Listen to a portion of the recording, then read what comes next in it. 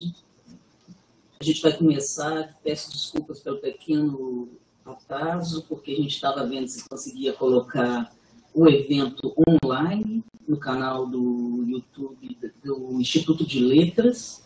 Então, quem quiser, inclusive, depois acessar, hoje e amanhã. E peço a vocês também que avisem, que às vezes vocês têm colegas, conhecidos, amigos que queriam assistir.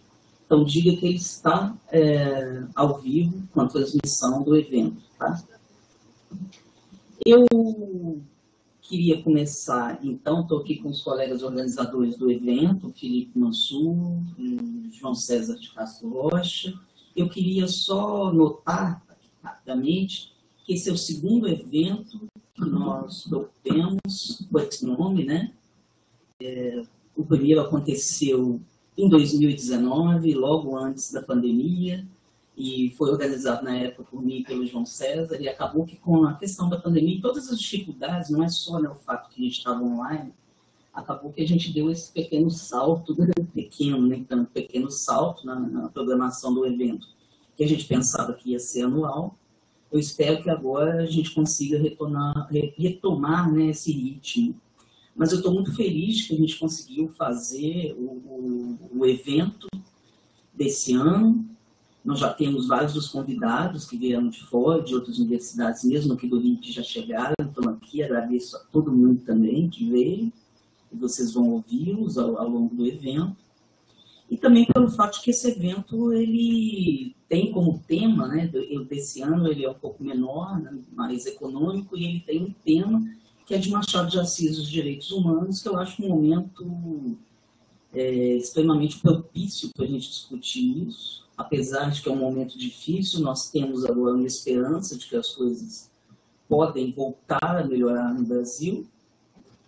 Estou aqui com o João César, né, que é uma pessoa que atua 24 horas por dia nessas questões, né? Uma celebridade do mundo internet, como eu disse para ele. Mas, poxa, eu não posso deixar de dizer que também há uma certa felicidade, uma alegria e esperança, né, de que as coisas vão melhorar, né? Mas, em suma, só queria, então, só para a gente não estar fazendo uma coisa assim totalmente formal, mas queria agradecer demais quem fez possível, né, tornou possível esse evento, que é o programa de pós-graduação em estudos literários. Devemos demais a eles, ao programa, né, se não fosse isso. E a Casa Dirce, também aqui representada pelo João César, né, que também está na organização do evento, a Casa Dirce, que também foi responsável por trazer alguns dos nossos convidados, e também o Instituto de Letras como um todo. Nós estamos aqui para conversar, então, sobre Machado de Assis mais uma vez. Então, passo a palavra só aos colegas, né, se eles querem também fazer um alô, e estou muito feliz de ver vocês todos aqui. Sejam bem-vindos ao UERJ, quem é de fora, aos nossos alunos que estamos aí. Estou muito feliz, vocês são o nosso público primeiro, né? E espero que seja bom para todo mundo. Foi engraçado, né?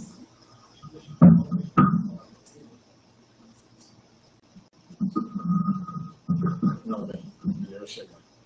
Boa tarde a todas e todos. É uma alegria muito grande receber vocês aqui, os colegas, professores que foram convidados, como a Andréa falou, e todos que puderam, né, estar aqui, aqueles que infelizmente agora não estão. Agora vocês têm a oportunidade da transmissão. Queria até agradecer ao Josevan pelo trabalho dessa transmissão, que não é tão simples. E eu chego nesse evento, né, no momento em que a gente vive esse momento histórico. E como a Andréa colocou, mostra todas as dificuldades que a gente ainda enfrenta, mas, ao mesmo tempo, esse suspiro, né? Esse respiro de possibilidades de uma nova sociedade, né? Ou, pelo menos, da resistência a uma sociedade que sofreu por tantos anos, não só os últimos 4 anos, né? A coisa vem de antes. Então, as dificuldades são da nossa profissão, né? da nossa missão mesmo, como professores e pesquisadores. Então, novamente, eu agradeço. Espero que seja um evento bastante profícuo para a gente discutir não apenas os direitos humanos, claro, mas também o tema desse evento, que é Machado de Assis. Obrigado. Ele já chama a mesa.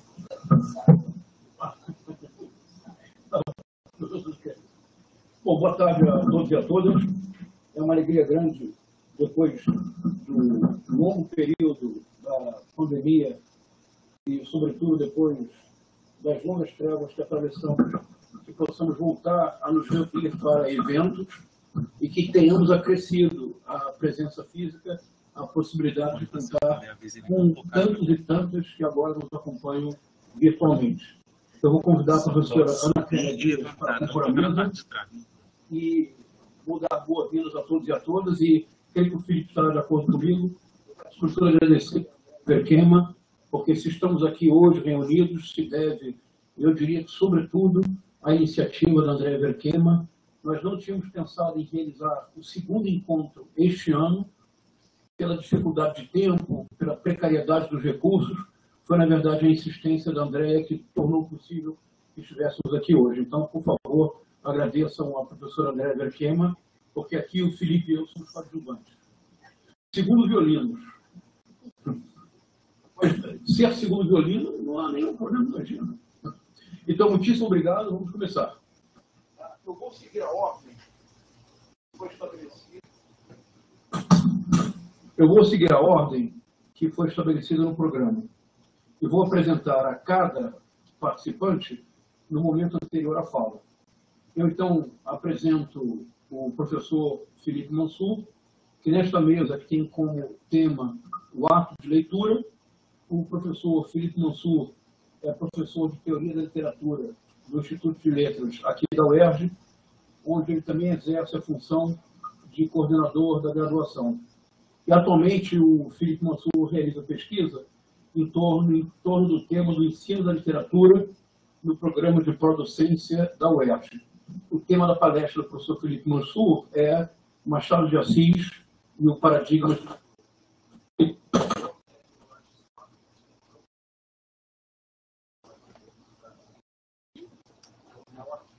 O arquivo? Por quê? Vocês já combinado com eu segui a ordem do... Tá. Tá bom.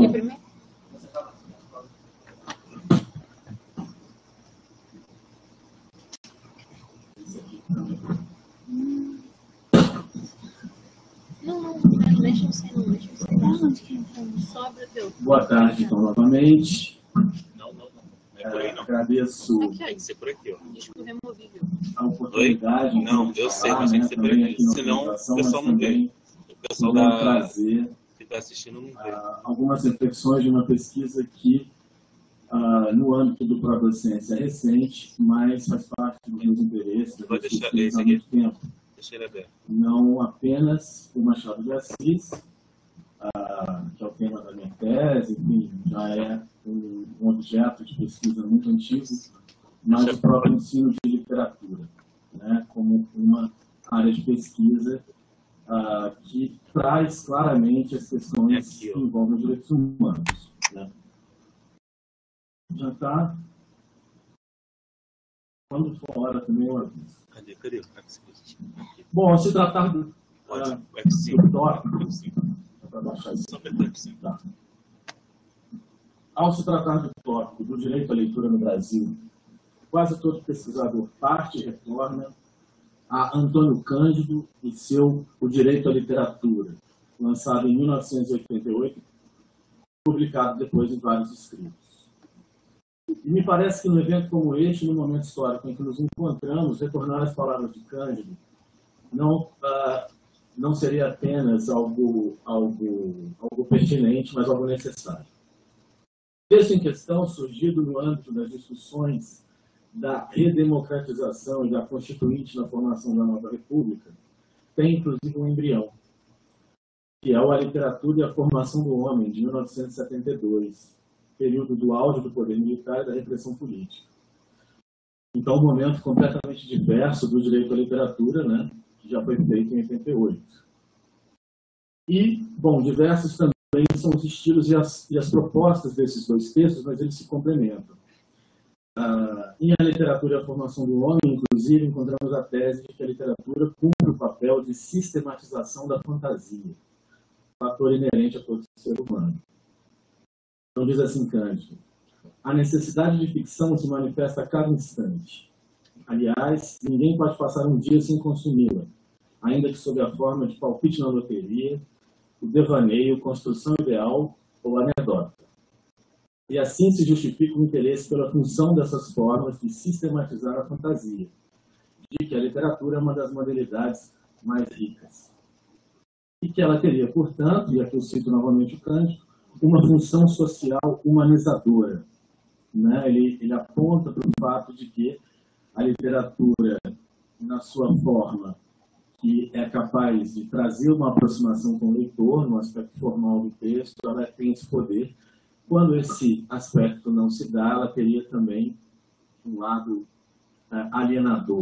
Né? Ele vai usar os exemplos da literatura regionalista, vai pegar o Coelho Neto e o Simões Lopes Neto, que seriam dois exemplos que ele coloca no texto. No direito à literatura, ele também retoma esse tópico, né? Que há um papel de formação do humano dentro do literário, mas a questão é de que literatura se trata, qual a literatura que promove essa humanização, a gente vai falar disso.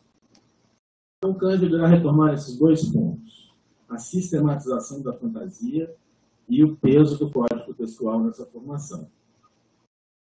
Antes de eu falar um pouquinho sobre esses textos e como que ele enxerga a literatura, como até uma introdução aqui para o que eu quero falar de Machado, eu acho importante um parêntese. Quem aqui conhece o texto do Cândido, quando a gente relê, tem uma passagem logo no início que marca aquele momento histórico, né, do início da Nova República.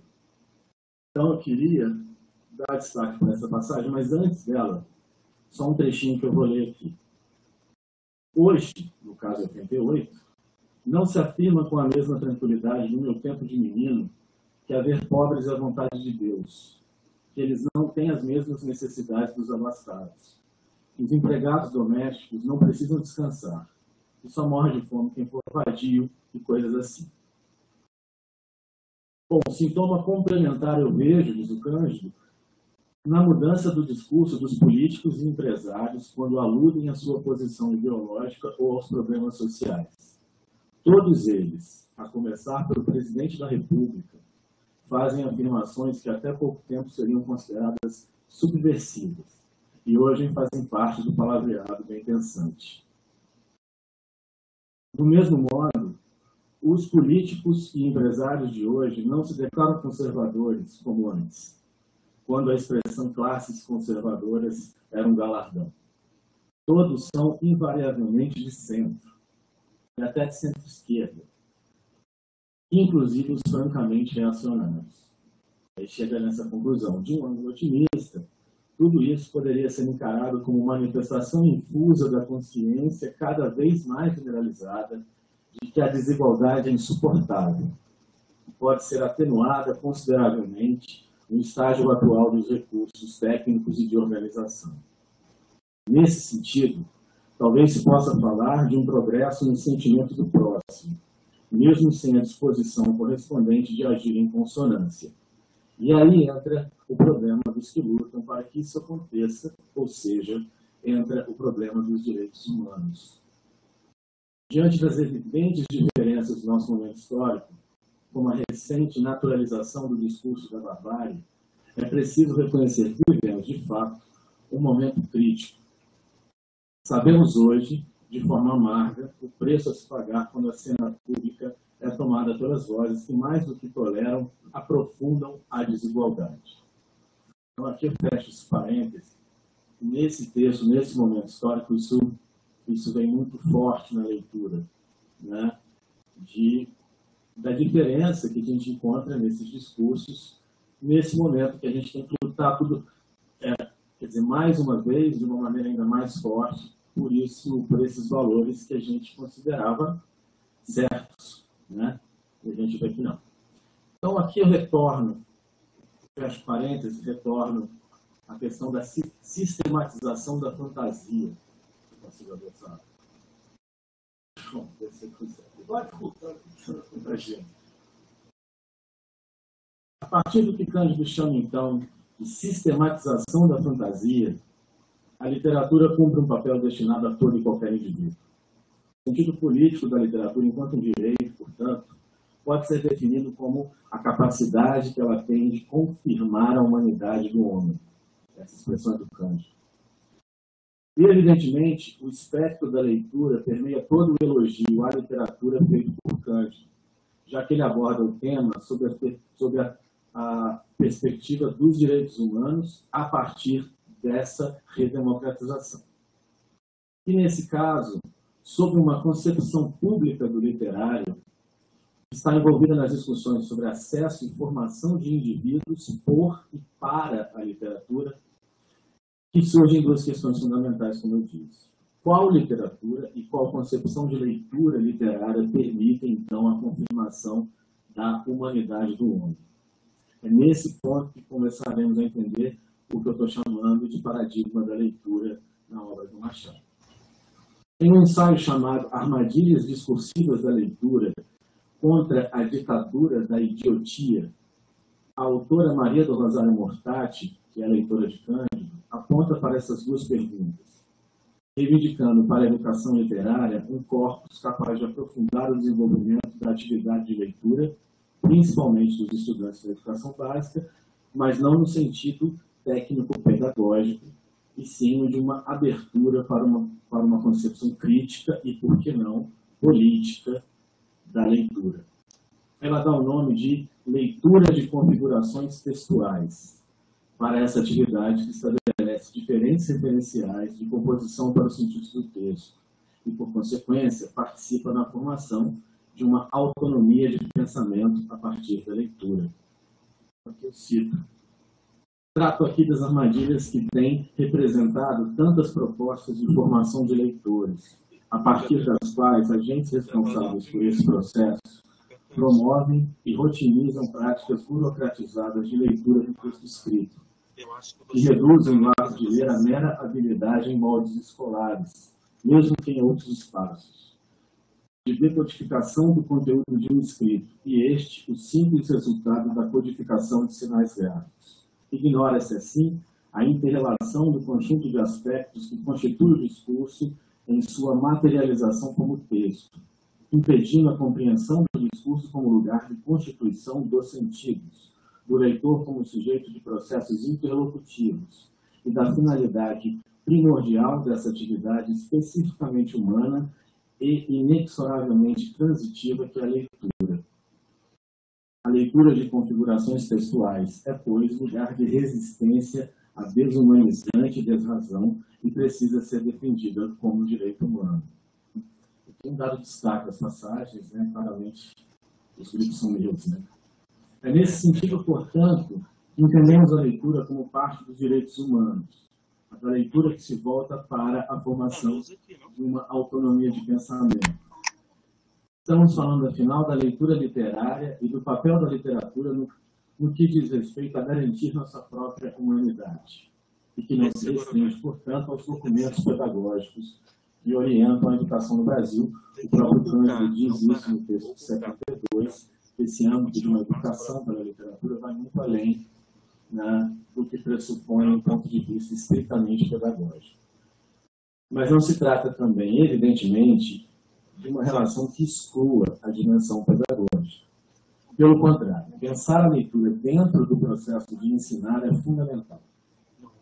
Em A Novela Pedagógica e a Pedagogização da Novela, Jorge La Roça, educador da Universidade da Espanha, de Barcelona, reflete sobre as relações entre a literatura e a pedagogia, desenvolvendo uma concepção que se difere de uma chamada pedagogia dogmática, que impõe à literatura e à leitura as determinações pré-concebidas pelos currículos. O que me interessa aqui é a próxima. Aí. Não, volta mais uma. Aí. O que me interessa aqui é justamente insistir nessa radical impossibilidade de subordinação da literatura. mas não tanto para manter a literatura separada da pedagogia, mas sim para explorar essa resistência à subordinação frente a uma concepção de logos pedagógico que seja capaz de incluir tensões e contradições construtivas. A função da literatura consiste em violentar a linguagem trivial e fossilizada, violentando e questionando, ao mesmo tempo, as convenções que nos dão o mundo como algo já pensado e já dito, como algo evidente, como algo que nos impõe sem reflexão. A diferença essencial estaria entre duas formas de logos pedagógico: o que faz pensar e o que transmite o já pensado. Ambas as formas incluindo a literatura.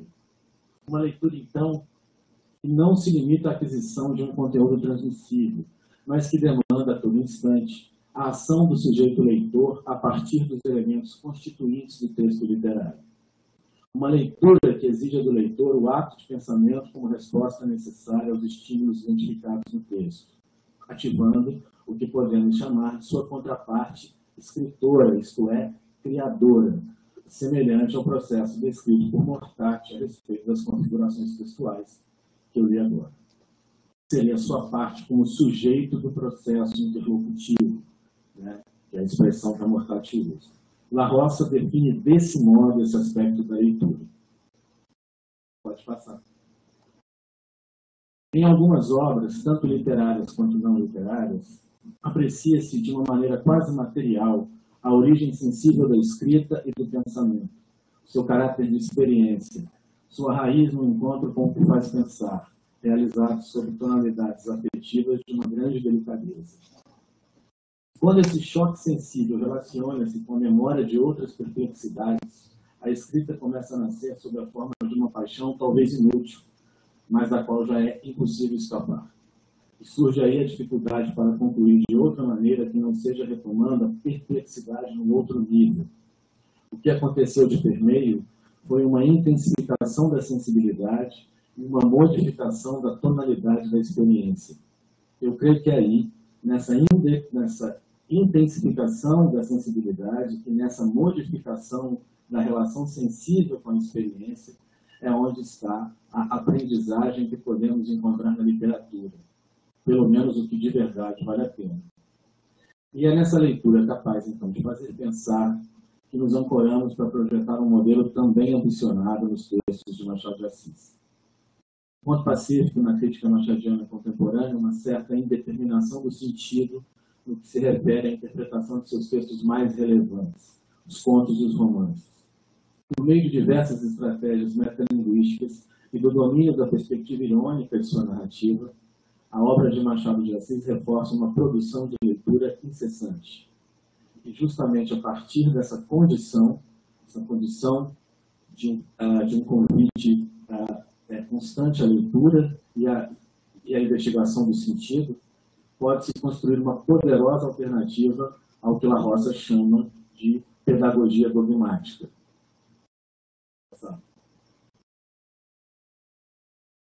Tratar-se aí de tornar impossível a transmissão de um sentido único.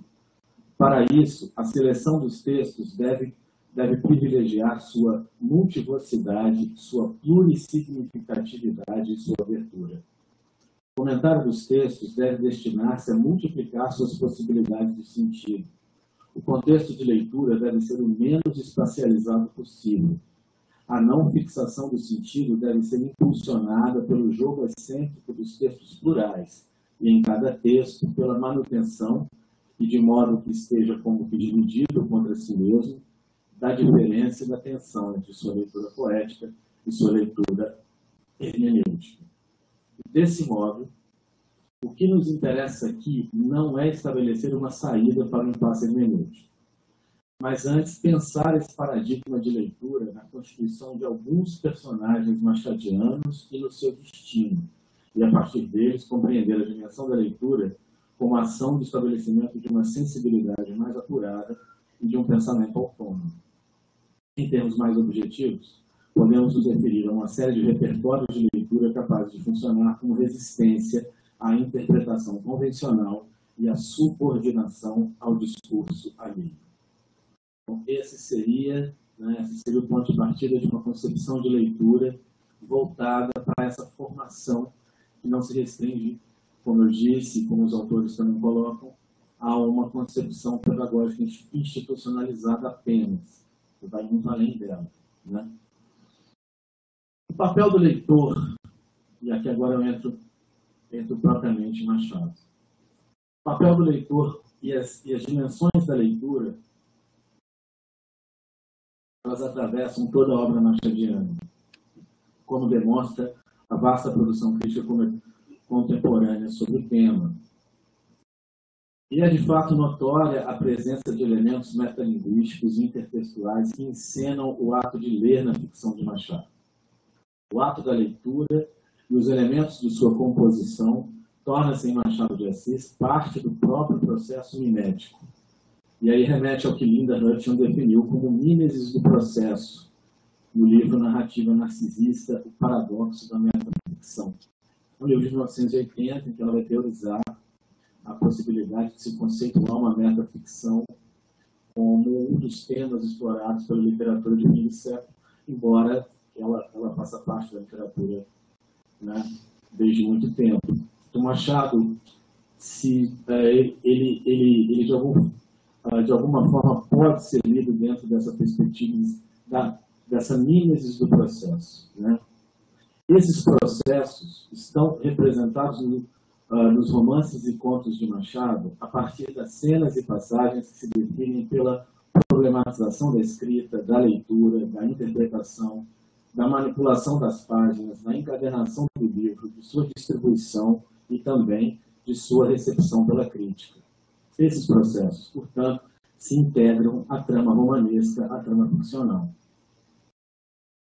O interesse aqui esboçado é o de, então, retomar esse tema, o tema da leitura em Machado de Assis, por meio de alguns de seus personagens, em que se pode compreender, de maneira indireta, uma defesa de uma concepção de leitura que leva as ideias ao pensamento e à originalidade. Atributos ausentes naqueles personagens que se orientam por interesses superficiais e procuram a satisfação pessoal no reconhecimento alheio. Desse modo, o conto Teoria do Medalhão revela-se um exemplo importante para se começar a pensar uma perspectiva machadiana para a leitura.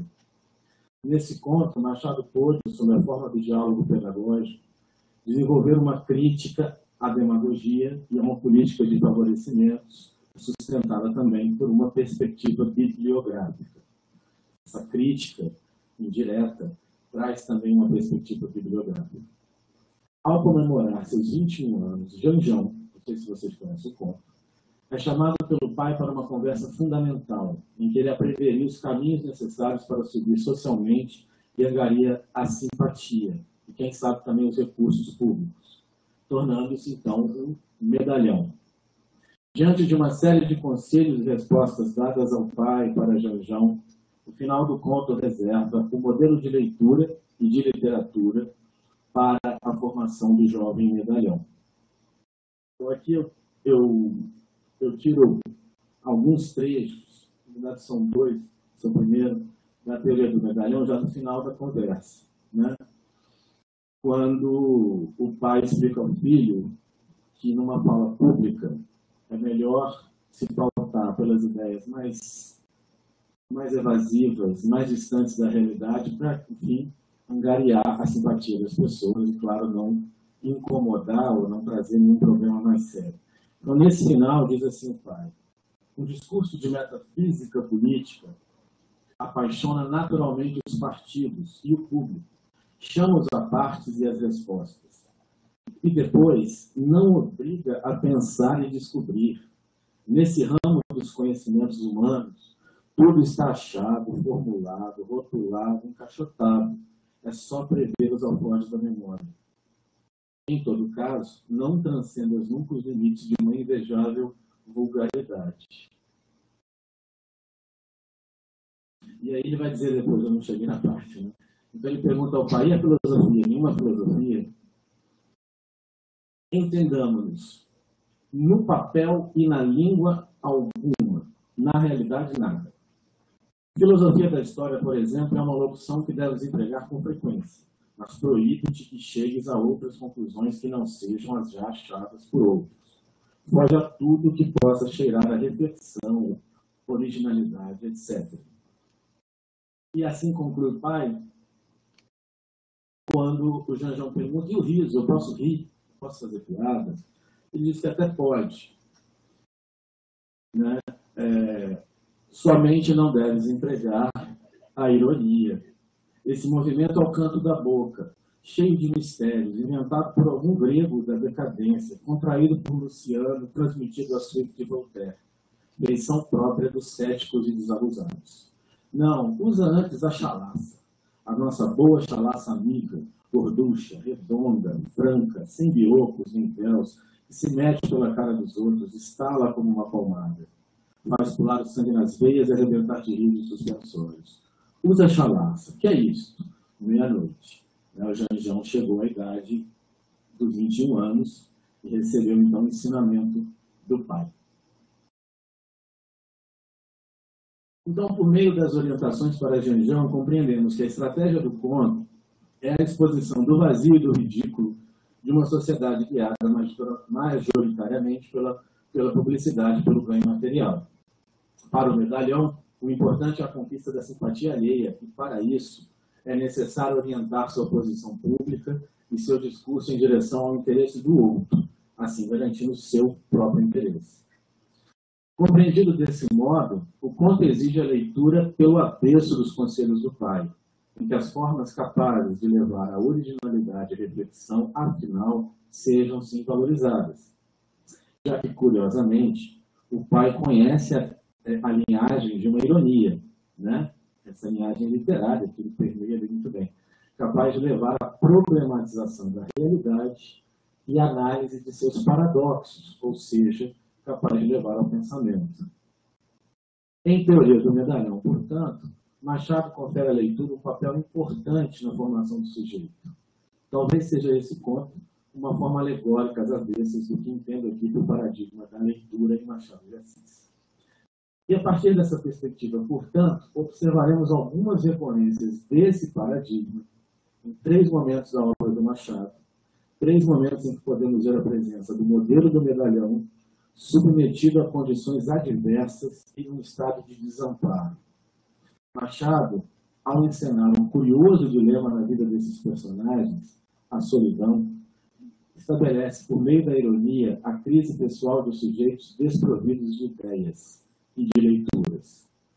Então, aqui eu vou falar do Rubião, né, o protagonista do romance Quincas Borba, e de 2 contos anteriores ao Quincas Borba, um muito conhecido pelo Espelho, cujo a protagonista é Jacobina, mas um outro chamado Só, que só foi publicado na Gazeta de Notícias, não saiu em livro, né, que tem o Bonifácio como o seu protagonista. São esses 3 medalhões aqui que eu pretendo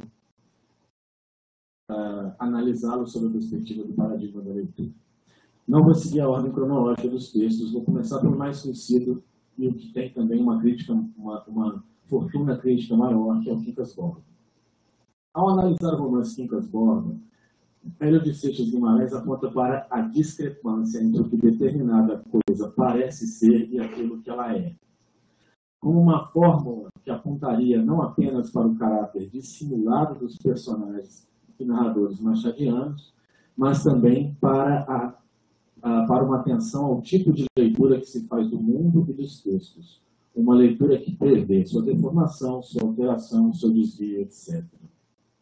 De fato, Quincas Borba é um dos romances mais convidativos para a investigação do tópico da leitura, dos atos de leitura, das bibliotecas dos personagens, ou da falta das bibliotecas, das falsas leituras, das más leituras. Então, tem, enfim, uma série de passagens importantes do romance que eu não tem como aqui trabalhar agora, sem apresentar, mas tem tanto a relação do Major Siqueira com o único livro que ele tem em casa, que é o São Clair das Ilhas, que é um romance famoso na época, a Sofia, que conforme ascende socialmente, tenta adquirir os hábitos de leitura burgueses dos romances franceses da moda, né? Tem o próprio Rubião, em vários momentos, tentando ler esses romances franceses, tentando aprender por memorização, frases na língua francesa, tentando decorar um almanaque Flamer, em que ele tenta ali sonhar juntamente com a lista os chamados titulares, os que tinham título de nobreza. Então, e tem uma série de momentos em que o próprio narrador adentra a cena para apontar a má interpretação dos eventos por parte dos personagens, mas também do leitor que está acompanhando aquilo, né? Então, Rubião, que seria esse leitor ignaro da carta de Quincas Borba, vou mostrar um pouquinho da carta, que não compreende a filosofia do seu amigo e benfeitor, não reconhece o Santo Agostinho da carta, não sabe interpretar a máxima filosófica de Quincas Borba, nem a alegoria que a sustenta. A frase, ao vencedor as batatas, aforismo fundamental do humanitismo, acompanhará o mineiro em toda a trajetória do romance, do seu passado em Barbacena até o momento de sua morte na mesma cidade, após lapidar toda a sua herança e sua sanidade no Rio de Janeiro. Bianca Caran, em Rubião, o leitor ignaro de Quincas Borba, ela investiga a existência de um leitor modelo presente no romance. A partir da ambiguidade dos elementos da leitura presentes nos primeiros capítulos, assim como da evidente incapacidade de Rubião para entender a filosofia de Humanitas, ela observa que, em Quincas Borba, é por meio de Rubião, o leitor ingênuo, que nos questionamos mais intensamente sobre o traçado no texto de um leitor modelo. E aí ela diz, o leitor Rubião funcionaria como um anti-exemplo do leitor propriamente machadiano. Partindo, portanto, desse espectro da leitura na formação do personagem Rubião, é importante destacar as passagens do começo do romance em que se dá a apresentação do personagem por meio dos eventos que antecederam a cena do primeiro capítulo do Rubião já contemplando a si mesmo e a sua sorte diante da enseada de Botafogo. São os eventos que não apenas esclarecem os meios pelos quais o personagem tornou-se rico e morador da corte, mas que expõem suas limitações como leitor. Depois eu vou falar um pouquinho dessas limitações do leitor. Então, a definição do leitor ingênuo, embora adequada, deve ser melhor compreendida dentro da discussão que fazemos aqui, já que o espectro da má leitura, resultado da leitura ingênua, adentra as ações e o destino do personagem no romance. Contudo, a condição ingênua, de fato, compreende bem a personalidade de Rubião. E o romance está repleto de exemplos desse aspecto. Ingênuo, verdade, mas não inocente, já que o herdeiro deseja e assedia a esposa de seu sócio e amigo, assim como almeja a posição de deputado por simples vaidade. Um ingênuo malicioso ou um malicioso ingênuo preservar-se, portanto, de outros maliciosos, mas velhacos, que o cercarão. Então, Rubião, afinal, deseja a sorte do medalhão. Ou, a partir do nada ingênuo Brás Cubas, ele é movido também pela sede de nomeada, né, que permeia esse espectro aí, desse personagem medalhão. Então, um personagem malicioso, que, no entanto, é terrivelmente ingênuo como leitor. Então, aqui eu destaco umas passagens, elas vão do capítulo 5 ao capítulo 13, se não me engano, ali no início do romance, que é toda a relação quase professoral do Quincas Borba com o Rubião, e eu destaco aqui todos os trechos que demonstram a incapacidade total do Rubião de compreender, né, não só as ideias do Quincas Borba, mas até além delas. Então, esse é um dos momentos, né, que o Quincas Borba está explicando a lei de Humanitas, contando a história da avó dele, que teria sido morta, né, atropelada por uma carruagem, que isso não era motivo de tristeza, isso é Humanitas. Né? Então ele vai dizer, o dono da sede estava no adro e tinha fome, muita fome, porque era tarde e almoçara cedo e pouco. Dali pôde fazer sinal ao cocheiro.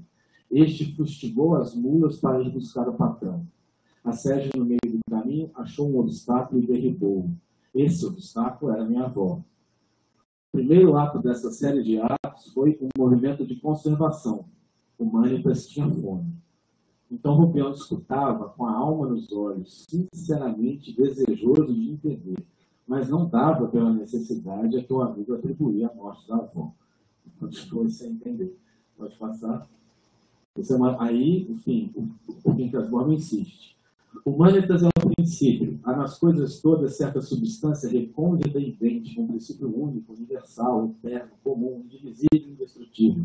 Ou, para usar a linguagem do grande Camões, uma verdade que nas coisas anda, que mora no visível e invisível. Pois essa substância ou verdade, esse princípio indestrutível é que é Humanitas. Assim lhe chamo, porque resume o universo. E o universo é o homem. Vais entendendo? Pouco. Mas ainda assim, como é que a morte da sua avó, ele não sai, né, dessa incompreensão? Aí ele recebe a carta, em que ele é chamado de Ignaro, né? Quem sou eu, Rubião? É o Quincas Borba escrevendo. Sou Santo Agostinho. Sei que há de sorrir, porque você é um Ignaro, Rubião.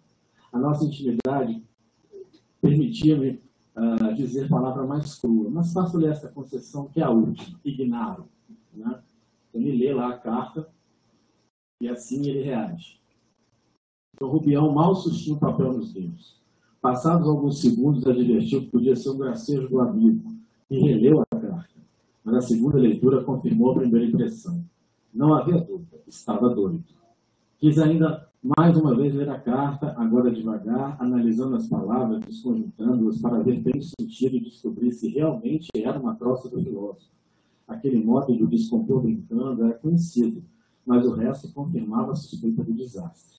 Já quase no fim parou enfiado. Dar-se-ia que, provada a alienação mental do testador, nulo ficaria o testamento e perdido as deixas. Então o Rubião teve uma vertigem. Quer dizer, na hora que ele imagina que ele não vai mais fazer parte, né, de alguma forma do testamento, é que aquilo assusta ele. Mas aí chega a notícia da morte no jornal. Em seguida, e ele lê a notícia da morte. Atentando na notícia, viu que falava de um homem que tinha apreço, consideração, a quem se atribuía uma peleja filosófica. Nenhuma alusão à demência. Ao contrário, o final dizia que ele delirara à última hora, efeito da moléstia. Ainda bem. Aí o Rubião pega a carta de novo. E a hipótese da troça pareceu outra vez mais verossímil. Concordou que ele tinha graça, com certeza quis dedicá-lo. Foi a Santo Agostinho como iria a Santo Ambrósio ou a Santo Hilário. E escreveu uma carta enigmática para confundi-lo, até voltar a rir-se do lobo. Pobre amigo, estava são e morto. Sim, já não padecia nada. Né? Se o jornal diz que dá a notícia da morte da forma como deu, então ele entendeu errado a carta, ele volta a uma outra hipótese. E depois chega o testamento em que ele ganha tudo. E aí diz assim, narrador: a memória dele recompôs, ainda que de embrulho e esgarçadamente, os argumentos do filósofo, a tese do humanitismo. Pela primeira vez, atentou bem na alegoria das tribos famintas e compreendeu a conclusão. Ao vencedor as batatas. Então ouviu distintamente a voz roufenha do finado expor a situação das tribos, a luta e a razão da luta, o extermínio de uma e a vitória da outra, e murmurou baixinho: ao vencedor as batatas. Tão simples, tão claro. Olhou para as calças de brim surrado e o rodaque cerzido e notou que até há pouco fora, por assim dizer, um exterminado, uma bolha, mas que ora não, era um vencedor. Então essas passagens, que estão entre os capítulos 5 e 18, apresentam ao leitor a perspectiva do protagonista do romance diante dos fatos que o levaram ao Rio de Janeiro, ou seja, de que modo Rubião interpretou de forma entrelaçada as ideias do seu amigo filósofo e a sua sorte testamentária. Além da má interpretação do aforismo de Quincas Borba, explorada por Bianca Carana nesse artigo que eu já citei, sobre o leitor ingênuo, percebe-se por meio das descrições e avaliações, estas indiretas do narrador, a incapacidade de Rubião para a compreensão das informações e dos textos que lhe cercam. Um leitor confuso, a caça de absorção das referências culturais de uma burguesia francófica e de uma sociedade de aparências. Bom, e assim o romance vai explorar, né, ao longo da trajetória errática do Rubião até o desastre final, essa sua incapacidade, que eu resumo, né, nas condições do leitor. Pode passar, por favor? Aí.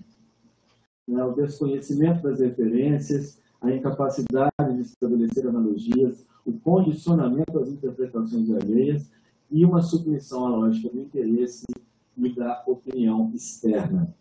Esse seria, então, essa condição do leitor simbolizado, representado pelo Rubião.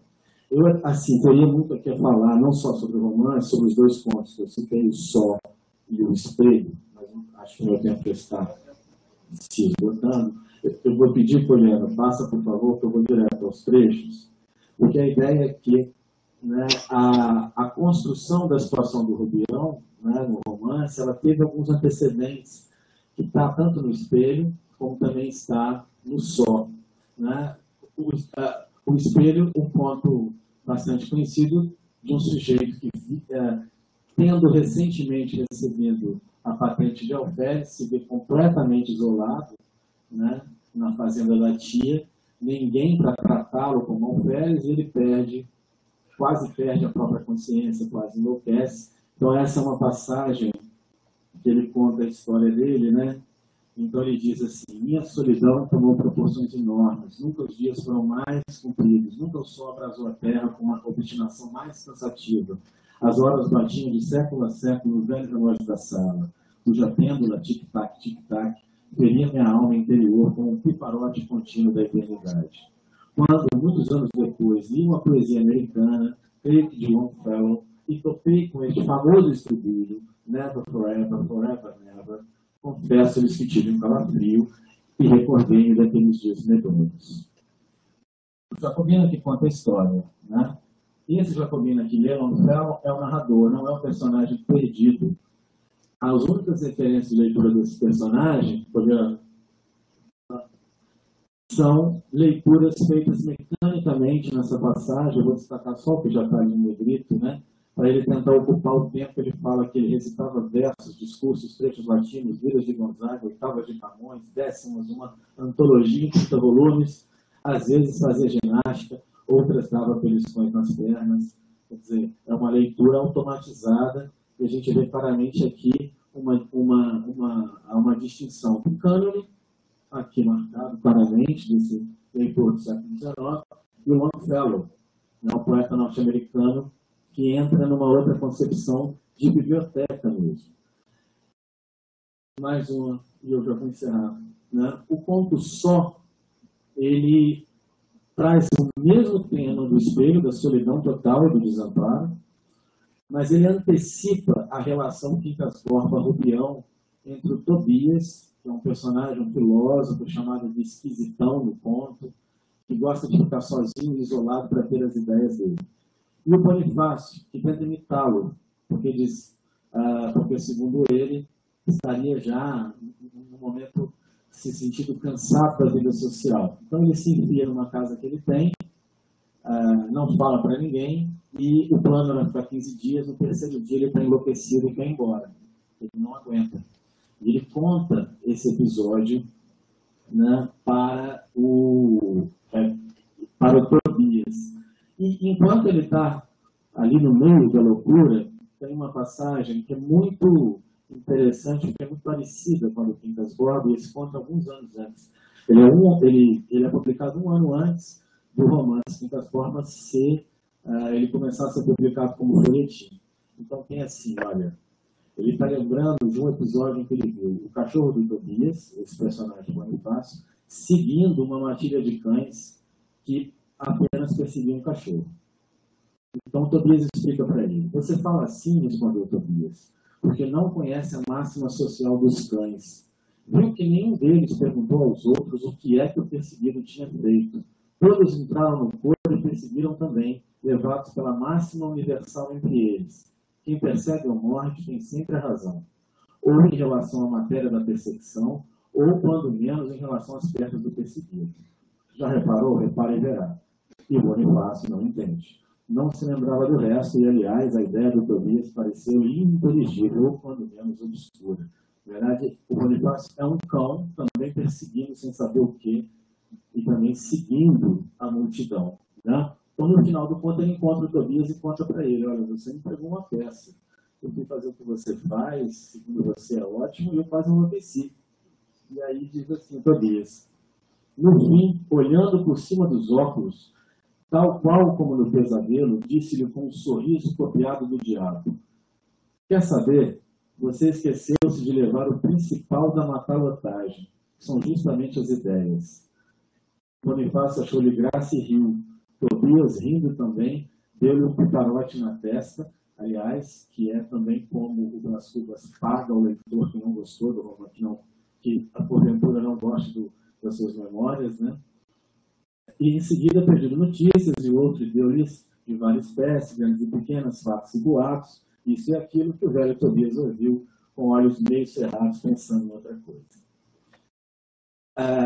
Eu acho que aqui, bom, eu já encerrei, né, do meu tempo, mas só para concluir, a ideia é de que modo esse paradigma de uma leitura que forma para fora da lógica do medalhão, né, dessa caricatura que o Machado faz de uma sociedade voltada para a aparência, voltada para o interesse pessoal, você tem um paradigma ali da leitura como formação, como forma de criação de ideias, como lugar da originalidade, portanto, da diferença. E é nesse sentido que eu vejo que a leitura do Machado e a participação nessa leitura não só pelos mecanismos da interpretação hermenêutica, mas do reconhecimento da forma poética, se dá de forma fundamental para os leitores brasileiros e, portanto, um direito claramente humano da formação, não só no papel formal da educação, mas no sentido mais amplo da formação de uma sociedade melhor, que, afinal de contas, é este o valor que se insere quando se fala de direitos humanos. É isso, obrigado.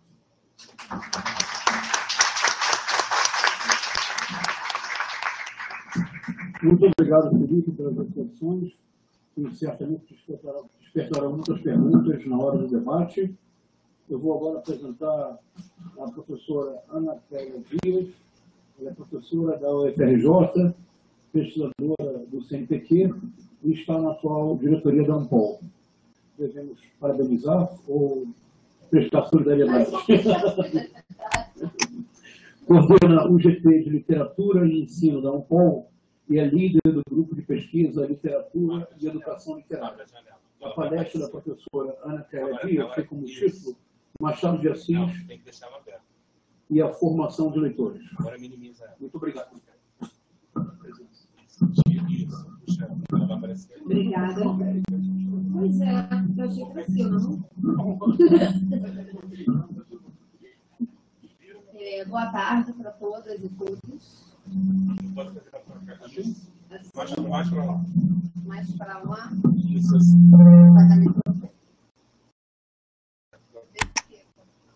Foi?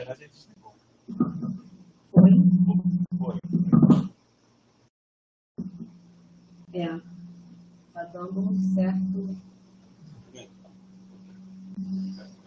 Deixa eu virar a cara.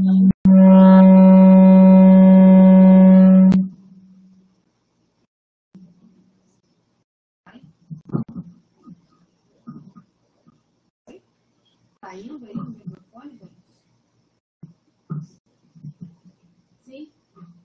Então, boa tarde para todas e todos. Mais uma vez, eu quero agradecer aqui o convite, né, da Andréia, do Felipe e do João para participar dessa discussão. Eu acho muito propício, né, esse encontro, essa relação de Machado de Assis com os direitos humanos, o pensamento sobre a recepção contemporânea de Machado de Assis. E o que eu vou trazer para a discussão aqui, para essa mesa, vai ser assim, um pensamento sobre os possíveis caminhos de Machado de Assis entre a consagração como escritor ainda em vida e as vias para chegar a essa consagração, né? Acho propício também que a gente pense na recepção de Machado de Assis no sentido de um direito não só, como o Felipe já convocou aí o texto de Antônio Cândido, não só do direito à literatura, mas também do direito à complexidade literária, né? Porque essa também é uma discussão que a gente precisa travar, uma vez que a diversidade no painel do repertório a ser oferecido aos mais jovens, principalmente em âmbito escolar, mas não só, ela tem que ser realmente uma diversidade que abranja muitos contornos e muitas nuances mas isso de modo algum pode significar a negação do direito ao cânone literário. Né? Essa é uma discussão que a gente precisa travar também, pensando que nenhuma formação será efetivamente complexa e eficiente se ela partir de polos dicotomicamente organizados. Né? Acho que a formação dos leitores tem que passar por uma complexidade que dê conta de um repertório que seja vasto, mas que, ao mesmo tempo, não faça uma divisão de classes. Né? Talvez eu seja monotemática em relação a isso, né? Em relação a essa questão do recorte de classe, porque eu nunca vi uma escola de ricos, por exemplo, questionar a leitura de Machado de Assis. Né? Parece estar muito claro que, para determinado público, Machado de Assis é muito adequado.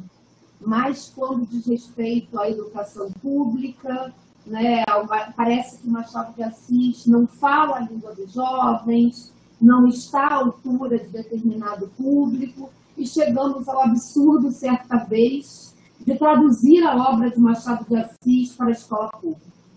É na contramão dessa discussão que está a minha fala e a minha defesa. Mas eu vou pensar aqui, que Machado de Assis foi esse para chegar à leitura, né, para chegar à escrita e à convocação da própria leitura dos romances considerados por nós mais complexos. Até chegar à escrita desses romances, Machado percorreu um longo caminho. Né?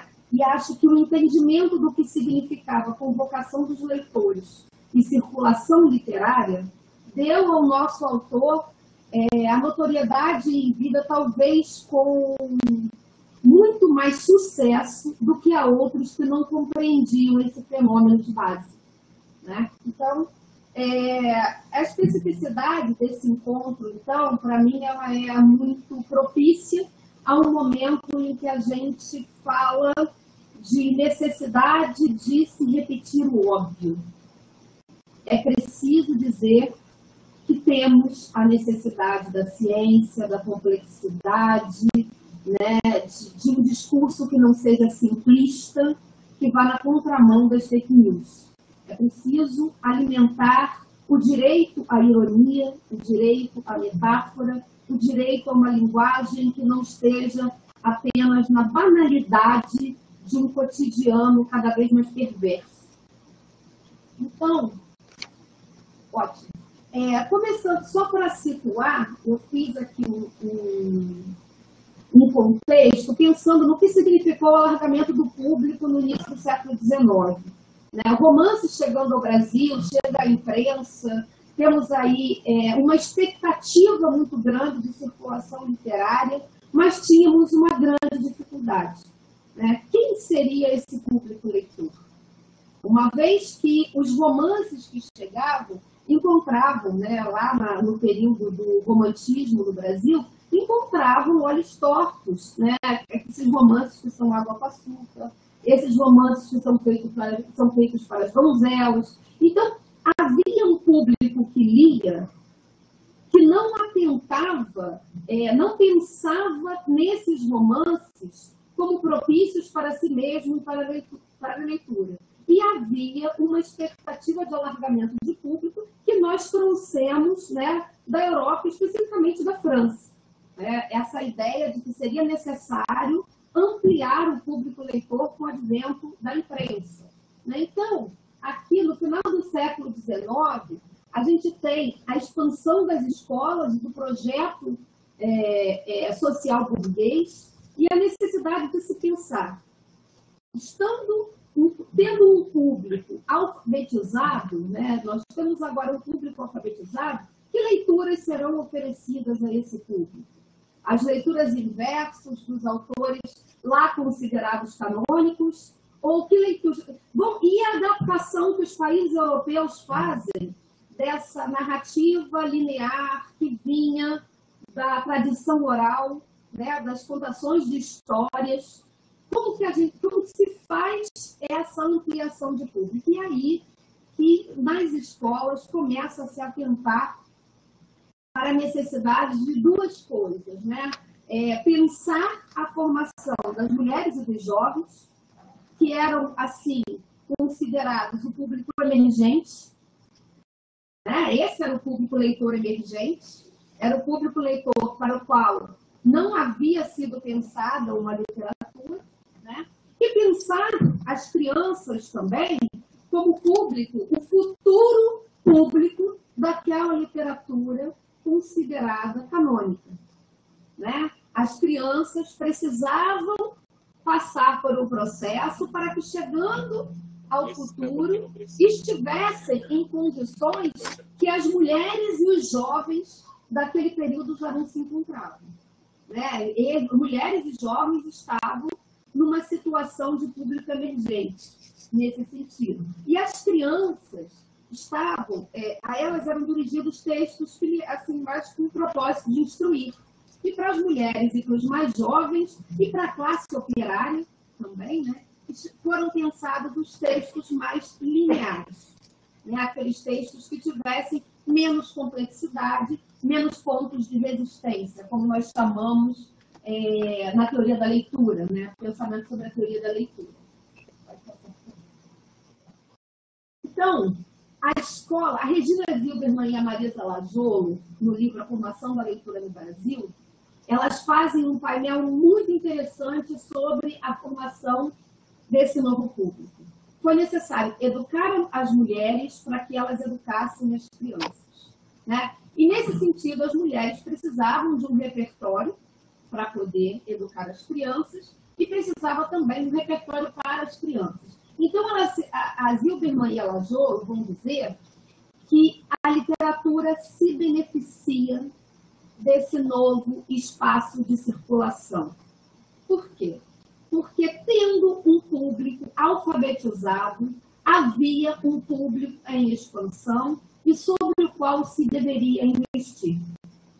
Agora, seria muito complicado convocar esses leitores sem que houvesse o entendimento do que seria realidade leitora nesses grupos que não participavam ativamente da cultura literária.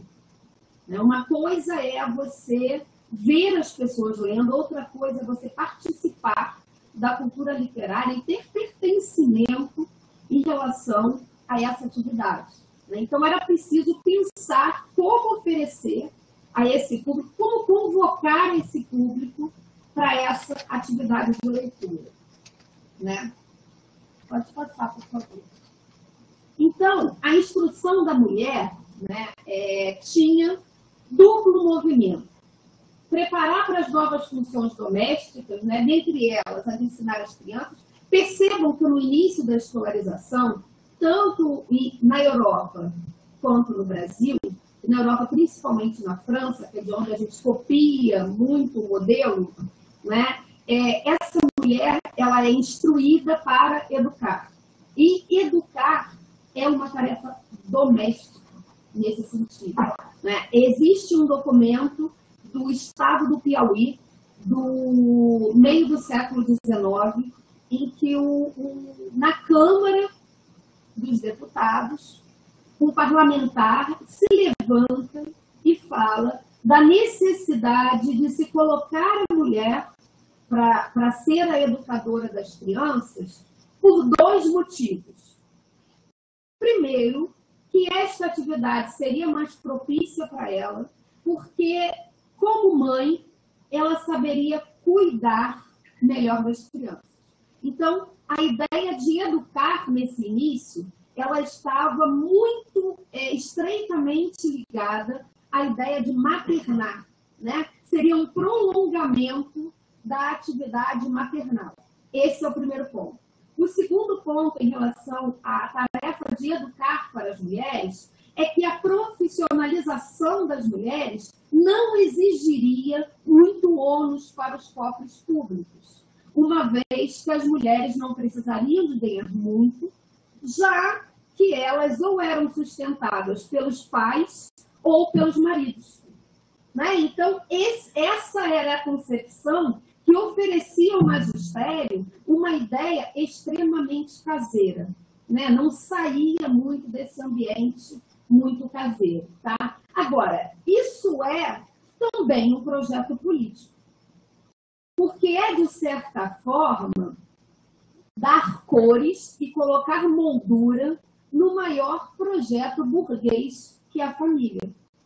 É feio ter uma mulher burra em casa. Né?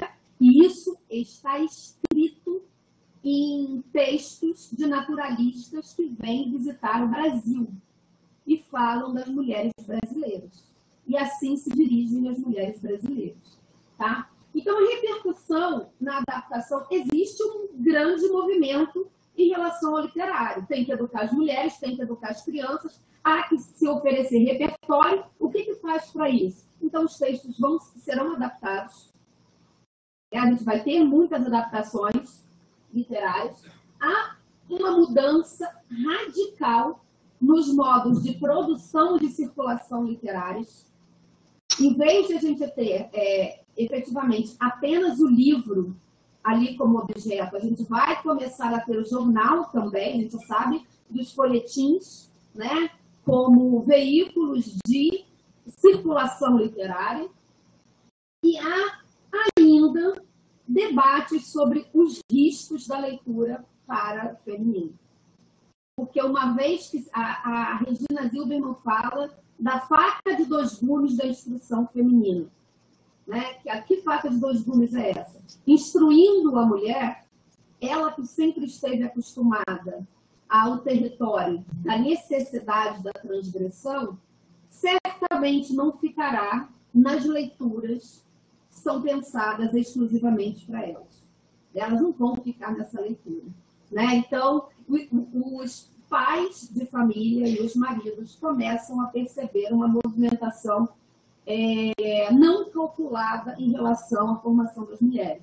E aí eu cito a Zilberman, que aumenta com isso o número de obras em prosa, de consumo mais fácil que os textos em verso, sobretudo de tendência épica. Né? Então, há um investimento nessas narrativas de força de enredo, mais lineares, adaptadas a esse público que está em formação.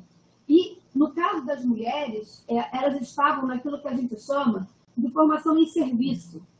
Formavam-se para educar, né? E para educar as crianças, e para educar os filhos, etc. Então, aí vamos pensar a leitora, né? Quem é essa leitora na representação e na vida? A representação dessa leitora, então, no início do século XIX, trazia uma mulher que era completamente reclusa, só ficava dentro de casa, né? Não podia sair à rua sozinha,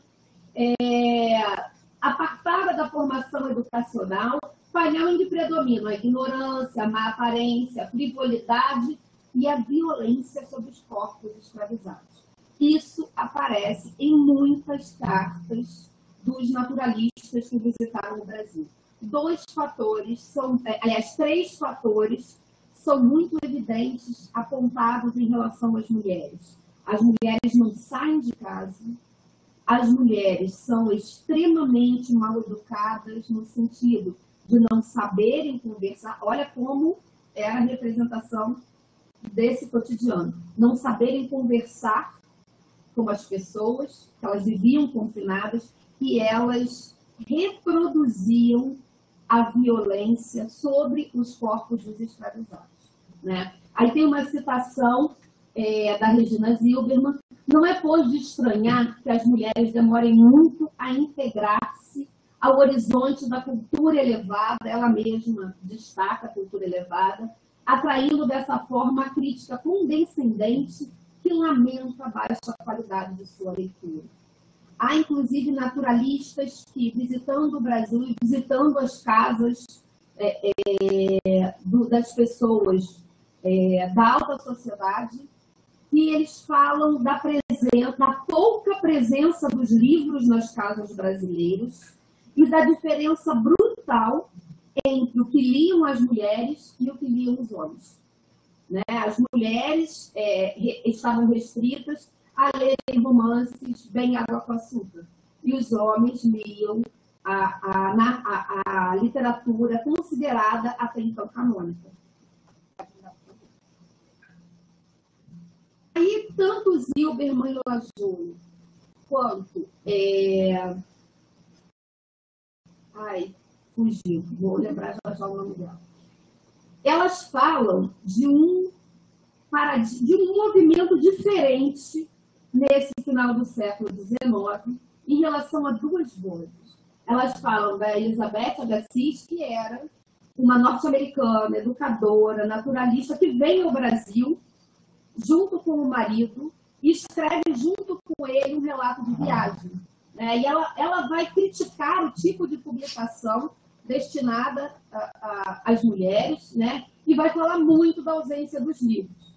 E Machado de Assis é outro que, nessa história da leitura, vai se apresentar como alguém que não vai criticar esse novo público, mas que vai entender que ali existia um potencial público que precisava ser formado. Né? Então, ele não menosprezava as publicações destinadas às mulheres. Ele só dizia que era preciso avançar, mas entendia que havia um contexto emergente em relação a esses leitores, que a gente chamei aqui, vou repetir, leitores em serviço, né? Aquele leitor que não passou pelo processo de formação escolarizada, né? Não teve essa trajetória formativa em relação ao literário, mas que lá na frente, alfabetizado, vai se tornar um potencial leitor, que são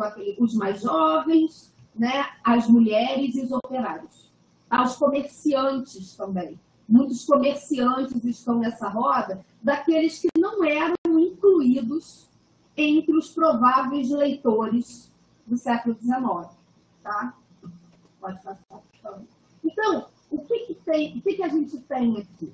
A gente tem o ponto de vista da formação.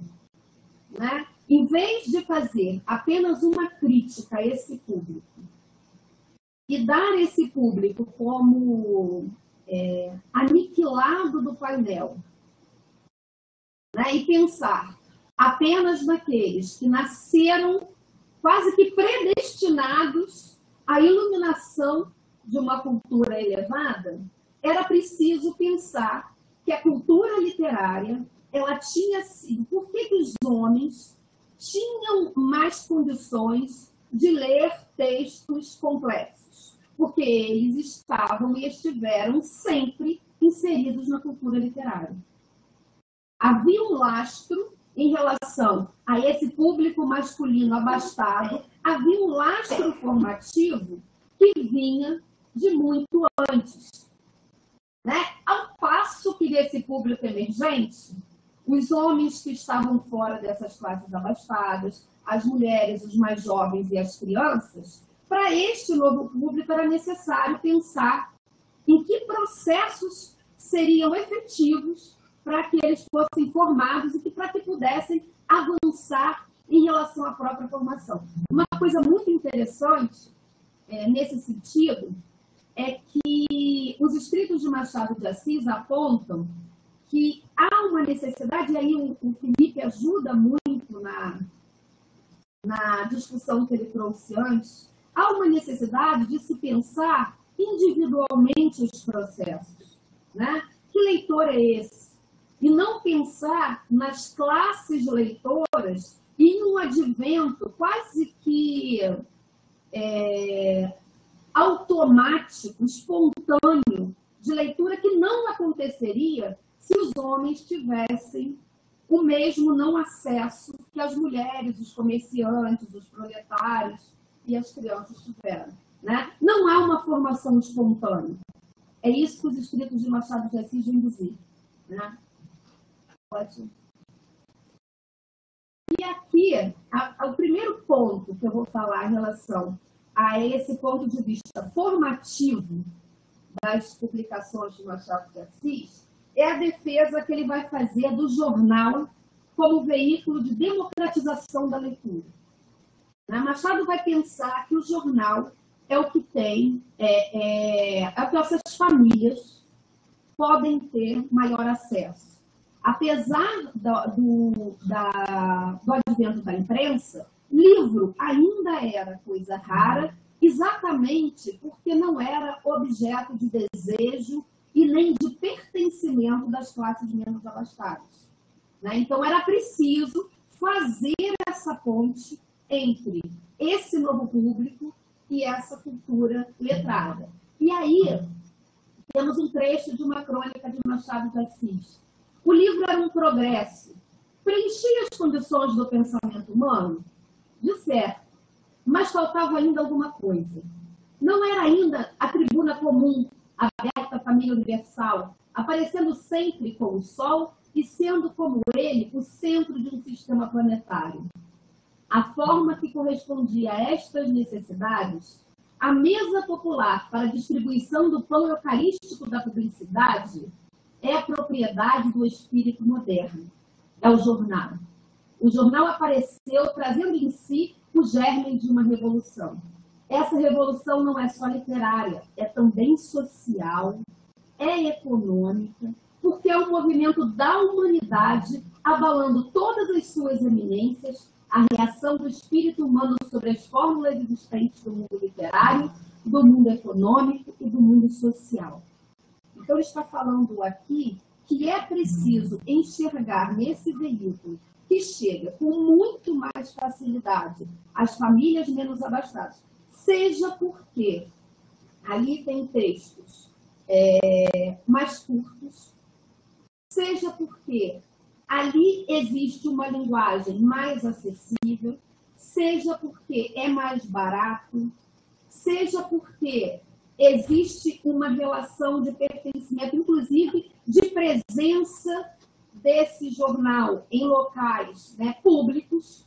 Ele fala em algumas crônicas da presença do Jornal do Comércio em locais públicos e que as pessoas podem pegar o jornal para ler. Então, não necessariamente essas famílias precisavam comprar o jornal para ler o jornal, né? Então, há uma popularização desse veículo que, no entendimento de Machado de Assis, era extremamente propício como veículo de divulgação literária.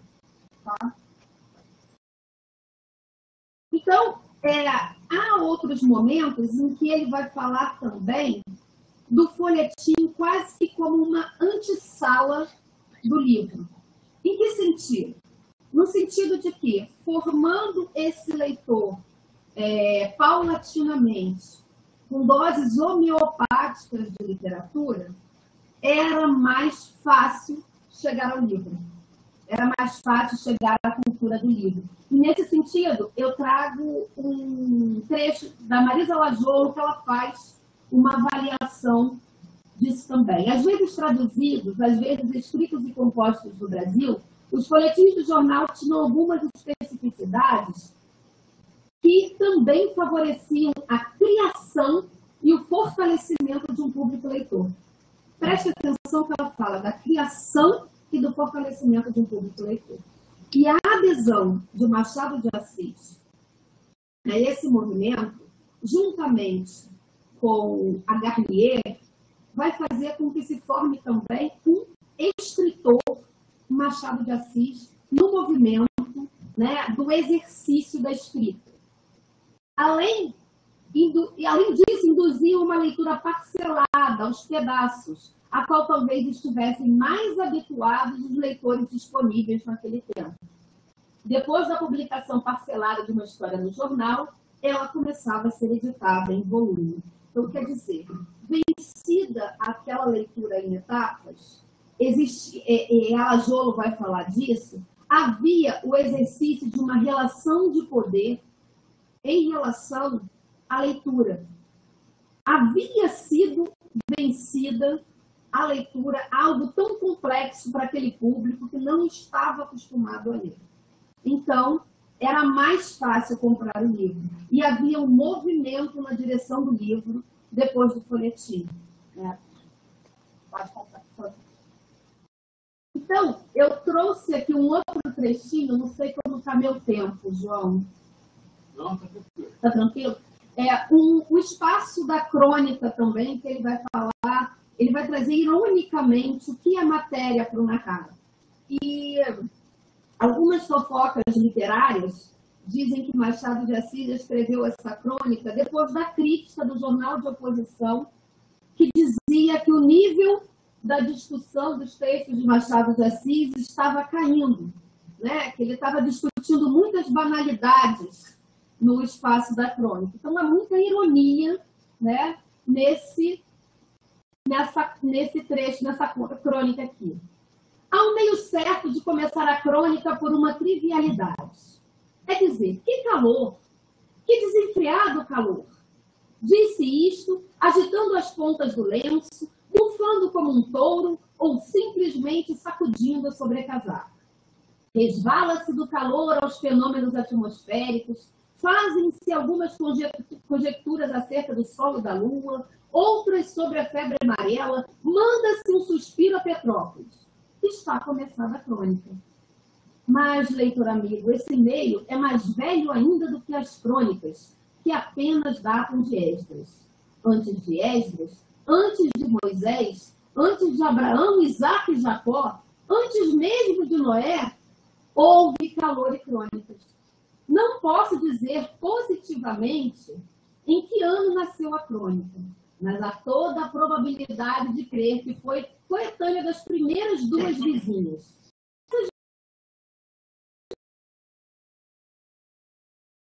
As ervas, as plantações do morador fronteiro e logo as tropelias amatórias do dito morador e ao resto, era a coisa mais fácil, natural e possível do mundo. Eis a origem da crônica.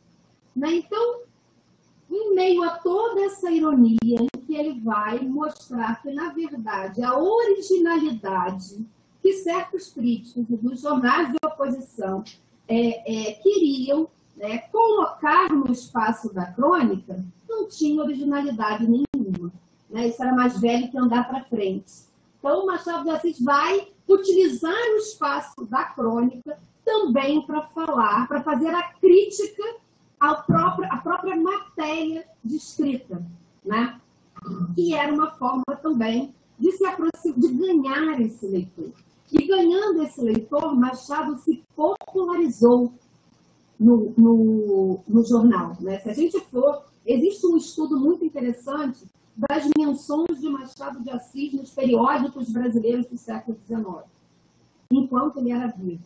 Foram muitos os jornais que falavam da obra de Machado de Assis, que reproduziam textos de Machado de Assis, né, exatamente porque ele se adaptou muito bem ao contexto do jornal, a esse novo filósofo. Né? E aí, um outro aspecto também, que ele ensaia e aprimora muito bem nos romances dos últimos anos de vida, é o que a Zilberman chama de convocação do leitor para a leitura do próprio texto. Né? Machado vai, paulatinamente, formando o leitor para os textos dele mesmo. Além de uma formação mais ampla como leitor, que traz um cabedal de referências, né?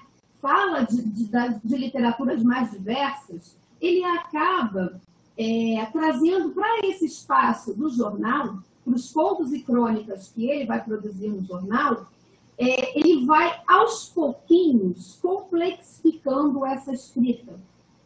Mas ele complexifica essa escrita, além de aos poucos, convocando o leitor também para o entendimento do que seriam aquelas reflexões, aquelas digressões, né? Aquelas formas de romper com a linearidade dos textos iniciais, a que ele mesmo se propôs a escrever para convocar esses leitores. Né? E a Zilberman, num texto em que ela vai analisar os textos de Machado de Assis e Jorge Luiz Borges, ela vai dizer que quando eles fertilizam os textos com uma proposta criativa e multifacetada de comunicação com o leitor, eles vão propor um outro modelo de participação social, né? Que é uma relação mais próxima, colocar a literatura muito mais próxima desse leitor, ainda que esse leitor seja também um leitor ideal, seja também um leitor ficcional, mas existe essa convocação como estratégia, né? Simultaneamente, resolvem um problema candente da cultura latino-americana, que, por decorrer do processo de colonização europeia e tender a reproduzi-lo, pesquisa de modo obsessivo a sua originalidade. Revelam que o encontro da autenticidade da literatura não consiste na representação da nacionalidade ou das peculiaridades locais. Consiste na proposta de um confronto com o leitor, agilizando suas percepções e fazendo entender a literatura. É isso. Escrever literatura, tratando de literatura e, paulatinamente, segurando a mão do leitor nesse caminho rumo aos textos mais complexos. E aí eu vou chegar ao fatídico Jornal das Famílias, né? Que era o jornal que foi... Gente, esse jornal... Já estou chegando? Já cheguei? Ah, tá bom. Então eu tenho mais 5, 10? André decide. 5 ou 10, né? Tá bom. André manda e não está conversando. Esse jornal, então eu vou falar bem rapidinho. Esse Jornal das Famílias é uma publicação extremamente polêmica, né? É um jornal extremamente longevo. São quase 16 anos de publicação. E qual era o objetivo desse jornal? Trazer culinária e literatura. Mas a literatura tinha que ser uma literatura amena, né? Afinal de contas, esse jornal tinha... Pode passar, por favor, que agora eu vou começar a atropelar. Esse jornal tinha critérios. É um projeto das edições da Garnier, né? O objetivo era formar as mulheres, mas nos bastidores o objetivo era propiciar Machado de Assis também no exercício da escrita, né? Os critérios, então, eram o seguinte: tinha que se adequar ao perfil do periódico. Não dava para ser coisas muito difíceis, nada despudorado, porque era para as mulheres de família. E tinha que atender às possíveis exigências das leitoras. Elas reclamavam, né? Ainda mais um jornal com 16 anos de existência. Então, os fins tinham que ser recreativos e tinha que haver legibilidade. Elas tinham que entender, senão elas reclamavam. Pode passar, por favor. E aí, Machado de Assis entende que ele tem ali um espaço de formação, de veiculação do literário, de publicidade da própria literatura e de formação de leitores para a própria obra, né? Então, o Jornal das Famílias, Machado vai colaborar, pode passar, desde o primeiro número com esse jornal, tá? Então, mas ele vai testando os limites desse jornal.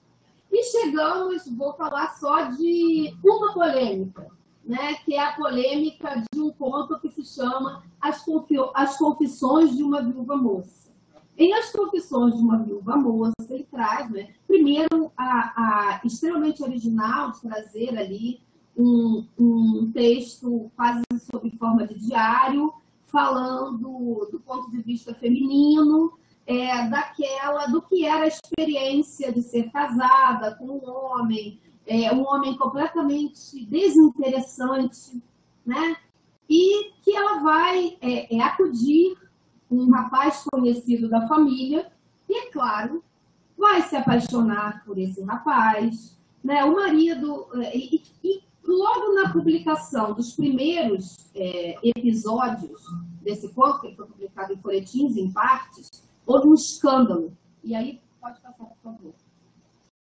O Caturra, que era um jornal, uma publicação de oposição, começou a fazer algumas perseguições que, na verdade, serviram de artifício publicitário, né, para o Jornal das Famílias. Porque é óbvio que se uma coisa é proibida, aí que as pessoas vão ler mesmo, né? A gente sabe disso.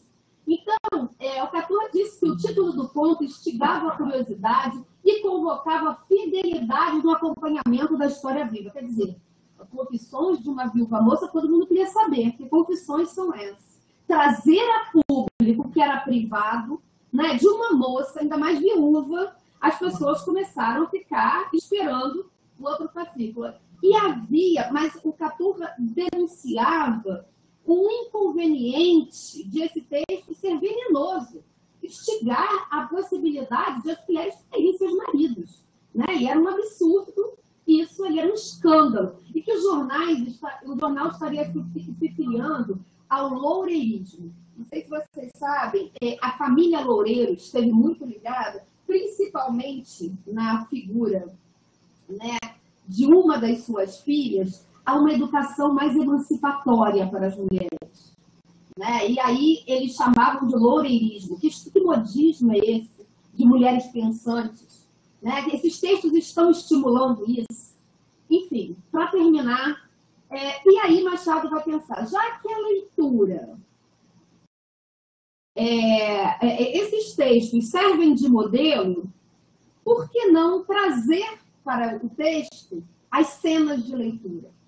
E aí começam as cenas de leitura a aparecer nos textos das crônicas do Jornal das Famílias. E tem duas coisas bem interessantes.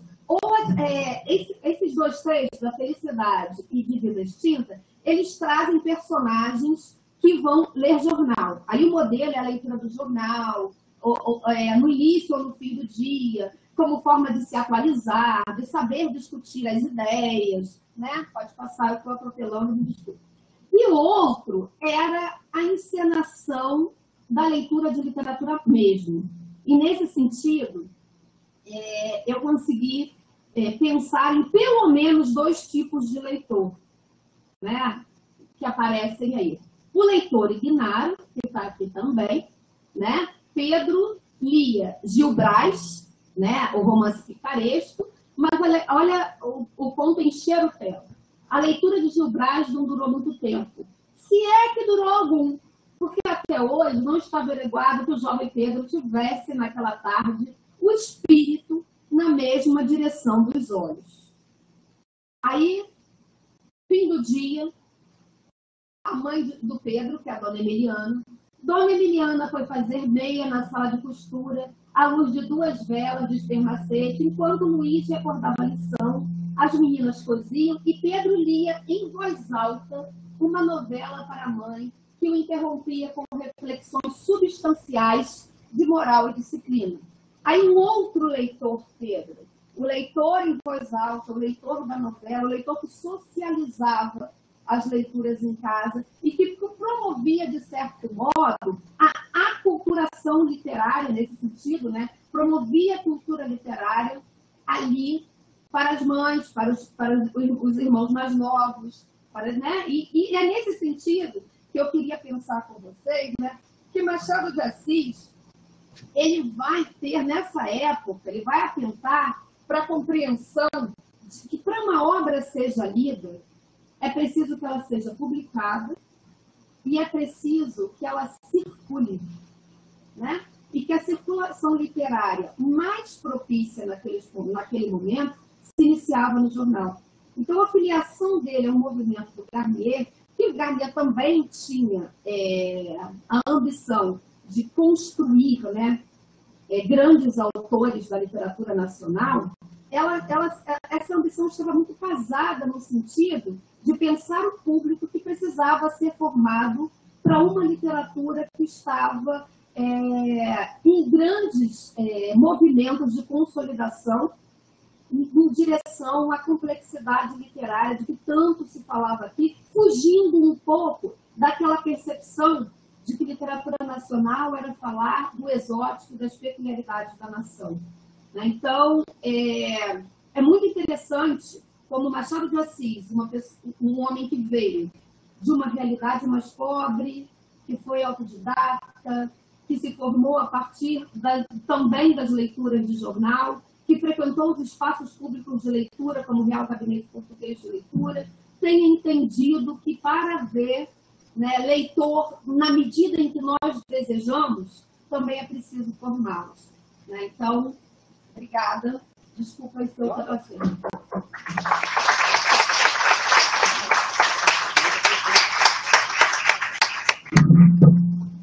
Muito obrigado, Ana Félia, por essa arqueologia tão interessante da ideia de formação do leitor de Machado de Assis. E nós agora passamos para a parte do diálogo. Vocês podem fazer perguntas, levantar questões para os nossos convidados.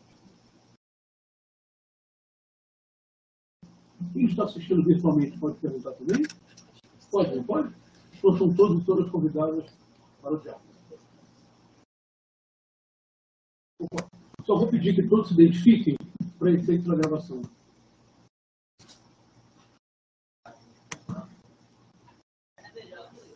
Meu nome é Wagner Berrota, sou mestre em História. Eu estive investigando o censo demográfico, por exemplo, de 72. Desculpe, Wagner, não é? Wagner, vem aqui, por favor. Tivemos o prazer da proximidade de sua presença. Fale perto de nós.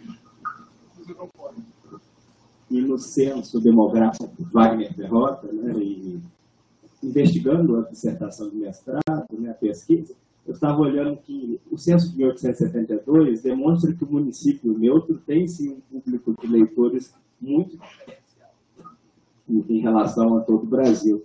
E é curioso, né, porque está fazendo assim, que vai ser publicado ano que vem pela editora Alameda, no meu capítulo 1 eu analiso isso, porque é curioso que o jornal Globo e também quase todos os jornais republicam um mesmo artigo que chama-se Escolas e Escolas, o dever de ensinar, conclamando. Então a minha pergunta, senhora, é no sentido de que como os próprios donos, né, e associações proprietárias burguesas dos periódicos vão roubar também isso, porque formar um público leitor é formar um público pagante.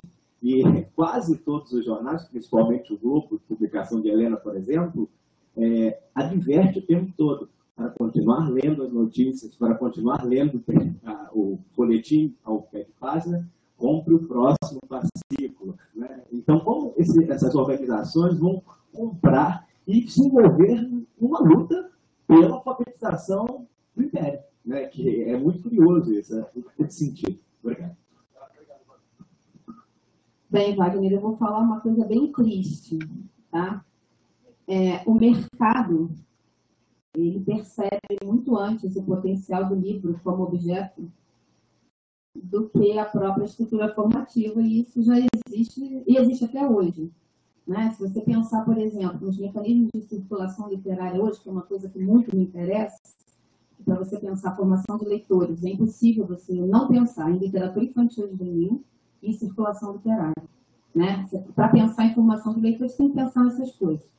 E se você ver, se você comparar o mercado, o que o mercado faz em relação à formação de leitores e o que a academia faz, você vê um salto. Né? Nós estamos muito atrasados. Né? Só que o mercado, o grande problema é que o mercado faz para benefício próprio. Né? O mercado faz segundo os próprios interesses. É claro que o Garnier fez um grande benefício para o Brasil, inclusive oferecendo a oportunidade de Machado se formar como escritor, que é o que ele fala. Em algumas crônicas ele atribui ao espaço oferecido pela Garnier para a escrita, para a circulação das ideias dele, como um espaço também de um certo aprimoramento da atividade, da profissionalização, né, gente? Poder viver de escrever, poder, né, ter espaço para isso. E existia um projeto também do mercado, né? Mas o mercado estava vendo, como sempre, né? Hoje em dia um pouco mais, inclusive, o mercado hoje em dia ele é um pouco mais agressivo, digamos assim, ele acaba tomando a frente. Né? Enquanto a gente não está se preocupando com as leituras que os jovens fazem, as editoras estão lá dizendo qual é o melhor para ser adotado pelo PND literário. Né? É isso. Infelizmente, a gente... E aí eu falo, aqui faço uma concessão à Universidade do Estado do Rio de Janeiro com o projeto, que é um projeto de leitura para o exame de vestibular, que é extremamente interessante. Né? Porque é uma convocação dos leitores não apenas para a obrigatoriedade da leitura, mas também para um processo formativo de ler e pensar o que se lê, inclusive no processo de escrita. Né? Então, isso é muito interessante. Né? Então, o mercado está na nossa frente. Felizmente, a gente tem um movimento agora muito interessante em relação ao ensino de literatura. Né? Esse movimento ele está mais... inclusive, o João César também tem um papel importante nisso, porque quando a Abralic aconteceu aqui, o meu GT reclamou com o João César que não tinha uma mesa de ensino de literatura. O João César escreveu um e-mail pedindo desculpas e incluiu a mesa. Né? Essa mesa foi incluída. Essa mesa foi incluída. Agora eu vou dizer uma coisa para vocês, um babado aqui. Né? A mesa teve um sucesso tão grande que não tinha espaço. E teve uma outra mesa. Isso foi histórico, né? Nós registramos lá nos análises do nosso GT de Literatura e Ensino, porque foi histórico. Né? Não tinha espaço para as pessoas no auditório. Né? Então, nós estamos realmente muito mais interessados hoje nesse debate. Né? O mercado precisa ser seguro porque a gente chega lá.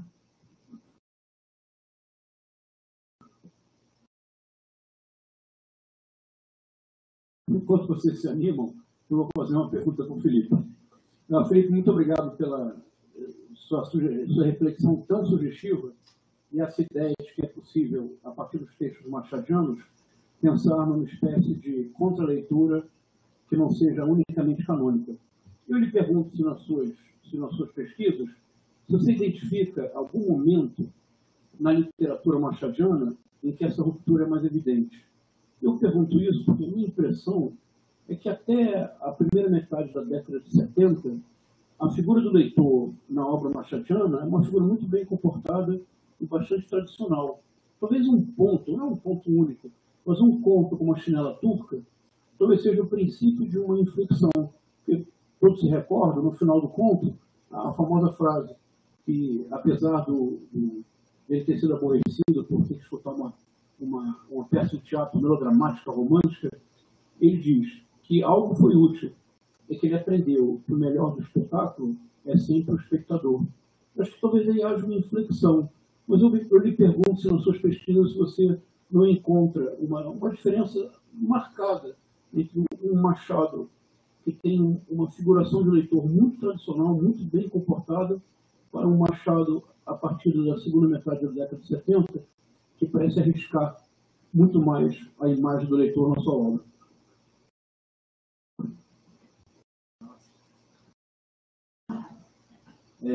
Então, João, eu vejo um pouco parecido com você, que é esse momento, né, a segunda metade, justamente com a pergunta, esqueci o nome do rapaz, Wagner, do censo, né, que é feito em 72, né, sai em 76, né, e tem a crônica do Machado, né, na verdade todos os escritores surpresos, chocados com o tamanho da miséria, né, de leitores. Eu acho que essa fase, eu não sei se teria um texto especificamente, né, mas não por acaso a Teoria do Medalhão é desse momento, 78, né, 79 ali. E eu acho que tem um tema aí para ser pensado, da famosa, né, da querela das duas fases do Machado, né, essa discussão tão antiga e, enfim, necessária, já que ela existe, essa diferença. Eu acho que passa um pouco por isso, quer dizer, uma concepção do literário já dentro de uma performance de um estilo próprio, de uma originalidade que está sendo marcada ali, né, a fase que o Machado se destaca realmente no contexto dos escritores da época, e ao mesmo tempo uma percepção de um grave problema social, de um grave problema político, né, de um impasse para a própria, não só para a circulação da literatura, mas para a formação do país, né, um país de iletrados. naquele momento, se não me engano, 18%, né, que é indicado, né, não sei se todos que estão aqui hoje sabem desse dado, né, é o primeiro censo feito no Brasil e indica que menos de 20% da população, incluindo aí os escravos, né, na época da escravidão, tinham acesso, enfim, sabiam ler, né, até o Veríssimo brinca, José Veríssimo, que o Brasil tinha mais escritor do que leitor, né, quem vai ainda tem uma grande distância nisso, porque desses 20%, o que se lê, né? Enfim, essa discussão também que você trouxe dessa divisão bem demarcada, né, das identidades ali no seu papel social e o que é destinado a elas para ler. Então, João, eu acho que é esse período. Acho que a chinela turca, inclusive, eu não havia pensado nisso, é uma saída bem interessante ali de uma mudança. Mas eu gosto de pensar que a teoria do medalhão, ela traz, na própria forma, né, do diálogo, inclusive o La Roça, que eu citei aqui, fala um pouco disso, do diálogo com a cena da pedagogia, claro que ele vai falar ali de Platão, mas eu acho que tem ali uma percepção de uma formação que, quando é possível, quando há o acesso, ainda é muito carente, né, de certa complexidade, como a Ana colocou, de certa tomada de posição do leitor, já num papel de criação, de interpretação, de reflexão própria. Então, eu acho que é aí, quer dizer, não só eu, né? A década de 70 é emblemática e na formação machadiana mais ainda, né? Na Poética da Evolução, você fala do ano de 78, né? Aquele ano ali dos 40 anos do Machado. Então, eu acho que atravessa esses textos, as crônicas também, de alguma maneira, né? Mas eu não sei determinar um texto. Eu gosto dessa perspectiva da teoria do medalhão pela própria afirmação clara ali de uma biblioteca que o medalhão deve fugir, né? Nessa perspectiva de uma contra-leitura. Né? Acho que é isso. Os leitores de Machado, agora que eu lembrei, quando escutava você respondendo, de fato é a hipótese central do Mário Guimarães e os leitores de Machado de Assis, é que o senso teria sido decisivo para que Machado compreendesse que, em última instância, não adiantava ser muito bem comportado porque não havia leitores.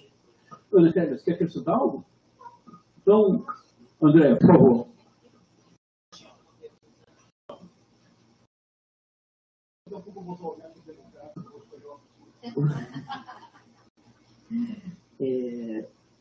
Ana Clélia, eu queria te perguntar uma coisa que essa coincidência, eu falei exatamente de algumas das questões que você falou essa semana em sala de aula, e eu queria te perguntar sobre quando você começou a sua fala, dizendo dessa adaptação ou tradução de Machado de Assis para que ele possa ser lido por um certo público.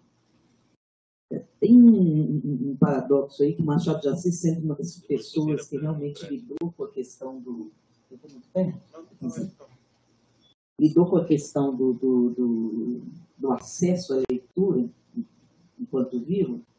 Como é que se constrói, né? Quando isso é uma questão, quando qualquer autor vira cânone do cânone, no centro do cânone de uma literatura, mesmo de uma literatura como a nossa, digamos assim, ele tende a ser colocado num local, né, elevado e distanciado. Então, como é que a gente lidaria com isso? Né? O que estaria implícito aí para você nessa construção de um Machado de Assis inacessível para um leitor que não sabe, os vários pontos, como você está dizendo aqui com o Felipe, aprender a ler, ter o mínimo, né, de leitura possível, capaz de ser um livro e ser capaz de ler Machado de Assis, entre aspas. Como é que se constrói essa imagem de um Machado de Assis difícil ou inacessível? E como é que a gente pode se contrapor a isso, mesmo fora da universidade? Dentro da universidade a gente não teria, né? Em teoria, né, a gente não teria esse problema, né, gente? Machado de Assis é acessível para todos. Mas como se contrapor também a isso? Não sei se sua reflexão também lidaria com isso. Obrigada, André, pela pergunta. Olha só, isso é uma questão que eu tenho pensado muito ultimamente, né, nessa defesa que eu faço do direito à complexidade. Né? Não basta a gente ter direito à literatura, a gente tem que ter direito também à complexidade para que haja efetivamente uma ruptura nesse recorte de classe. Né? A gente não vai ter uma ruptura se a gente ficar a favela lê a favela, a classe alta lê tudo, o subúrbio lê o subúrbio, né? Não, todo mundo lê tudo. Né? Essa é a questão que a gente põe aqui. Mas aí a sua pergunta, quem é que constrói isso? Eu acho que a gente fez uma confusão muito grande na formação nos cursos de letras entre o leitor especializado e o leitor comum, né? E aí a gente foi reproduzindo isso. A Lígia Chiappini, lá no livro que se chama A Invasão da Catedral, que ela, lá da década de 70, ela já falava isso. Ela falava, olha, os cursos de letras, eles precisam entender que a formação dita beletrista é muito necessária, mas que o discurso sobre a literatura tem que ser encaminhado a partir do público a que se dirige. Né? Eu não posso pensar em formar um aluno da escola com o mesmo discurso que eu formo um estudante na universidade. Isso não significa não formar com os mesmos textos ou com textos semelhantes. Né? O mesmo Machado de Assis que entra na universidade tem condição de entrar numa sala de aula. A questão é você ter um professor formado para mediar essa discussão, tendo em vista o público a que ele se dirige. Não é jogando o livro na cabeça do menino para ele fazer uma prova no final do bimestre. É mediando essa leitura. Agora, por que os professores têm tanta dificuldade de enfrentar Machado de Assis na escola? Só rapidinho. Né? Se a gente pensar na formação dos professores hoje, quem vai para o curso de letras? Não é mais aquele público da década de 70, super classe média alta, que ia fazer letras por uma questão de inspiração poética. Né?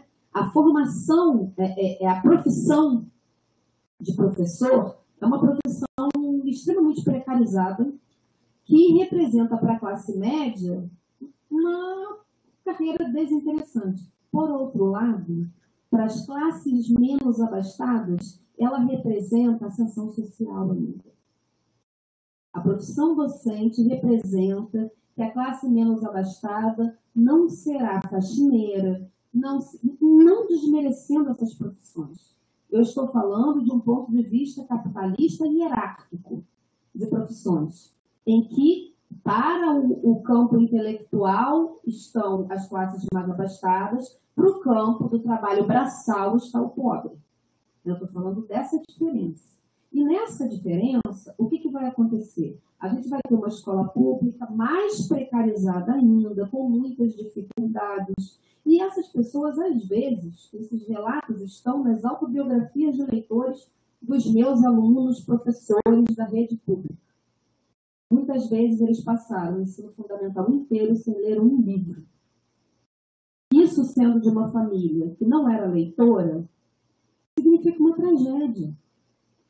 Né? Aí ele chega ao ensino médio e vai ler pouco. Às vezes só os fragmentos dos livros. E ele vai chegar ao curso de letras e vai ter que ser especialista num objeto que ele desconhece. Então ele vai reproduzir um discurso de exaltação do literário, inclusive de um certo receio de aproximação. Machado de Assis não é para qualquer um. Né? É isso que está subentendido nesse movimento. Então, é exatamente aí que a gente tem que quebrar. A gente precisa formar professores para encarar o texto literário em sala de aula. Né? Para fazer isso que o Felipe falou aqui. Pensar na construção, né, de sentido sentidos a partir da obra machadiana, que sentidos são produzidos pelos leitores de hoje na obra de Machado de Assis. Eu fiz uma experiência uma vez com uma turma de 9º ano. Eu peguei um conto de Machado de Assis, eu tirei o nome do autor e levei para eles. Era a carteira. Eu não disse que era de Machado de Assis.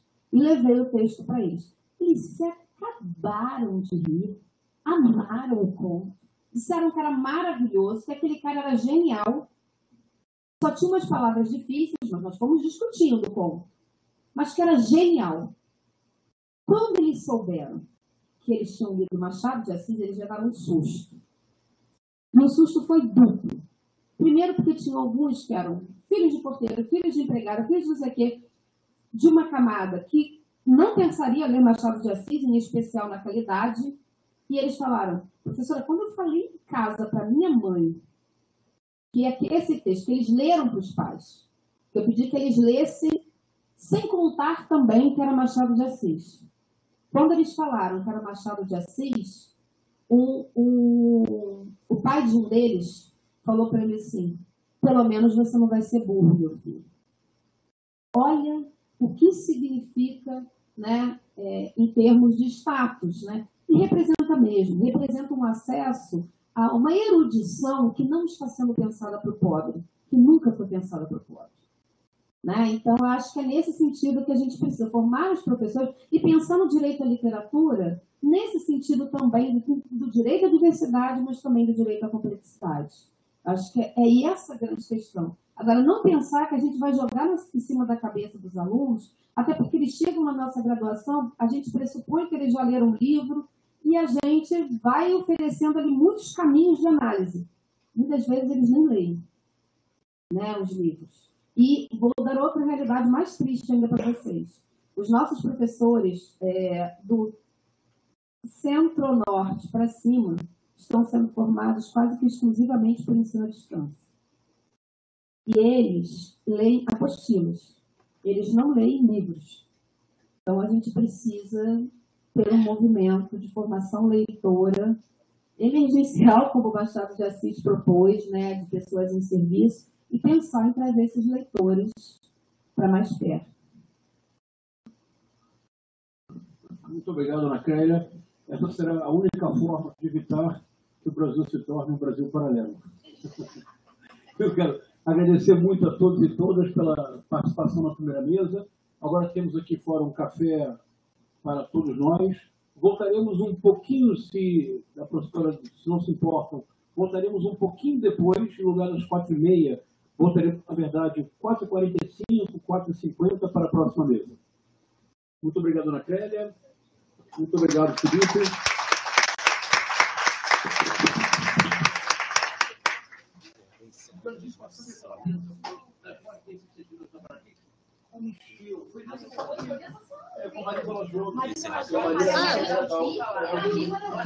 Ana.